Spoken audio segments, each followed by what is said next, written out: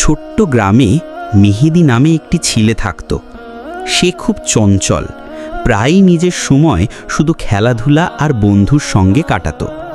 পড়াশোনা করত কম, অন্যদের সাহায্য করার চিন্তা কখনো করত না। মেহেদির পরিবার সবসময় তাকে ভালো কাজ করতে অনুরোধ করত, কিন্তু সে মনে করত আজকে শুক্রবার, আর কি হইল।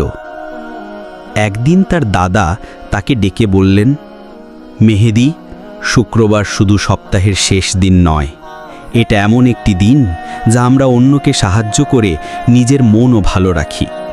যদি তুমি প্রতি শুক্রবার একবার ভালো কাজ করো, দেখবে তুমি কতটা আনন্দী হয়ে উঠবে। মেহেদি প্রথমে ভাবল, এটা তো শুধু একটা দিন, আমি কি পারবো? কিন্তু দাদার কথা মনে রেখেই সে প্রথম শুক্রবার পাড়ার ছোট শিশুদের জন্য কিছু গল্পের বই নিয়ে গেল।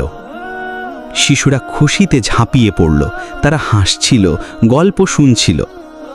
মেহেদি দেখল শিশুর হাসি তার নিজের মনকেও আনন্দে ভরিয়ে দিল। পরবর্তী শুক্রবার মেহেদি গ্রামের এক বৃদ্ধাকে বাজারে সাহায্য করল।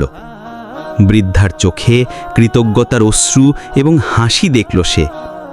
আবার এক শুক্রবার গ্রামের রাস্তা পরিষ্কার করতে সাহায্য করল। ধীরে ধীরে মেহেদি বুঝতে লাগল শুক্রবারকে অন্যদের জন্য ব্যবহার করলে নিজের মনও কতটা শান্ত ও আনন্দময় হয়। 1 মাসের পর মেহেদি পুরো গ্রামে পরিচিত হয়ে গেল। তার বন্ধুরাও তাকে অনুসরণ করতে শুরু করল। তারা সবাই শুক্রবারকে ছোট ভালো কাজের দিন বানালো।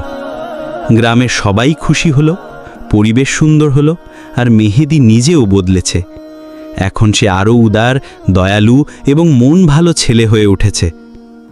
শেষে তার দাদা বললেন, দেখো মেহেদি, শুক্রবার শুধু সপ্তাহের শেষ নয়, এটি এমন একটি দিন যা আমরা অন্যকে সাহায্য করে নিজের মনও ভালো রাখি। যদি তুমি প্রতিদিন এমন ভালো কাজ করো, জীবন আরও সুন্দর হয়ে যাবে। মেহেদি হাসল এবং বলল, হ্যাঁ দাদা, আমি প্রতিটি শুক্রবারকে বিশেষ দিন মানাবো। এটা শুধু অন্যদের জন্য নয়, নিজের জন্য একটি উপহার। শুক্রবারকে শুধু বিশ্রামের দিন নয়, ভালো কাজের দিন মানানো যায়। ছোট ভালো কাজও বড় প্রভাব ফেলে।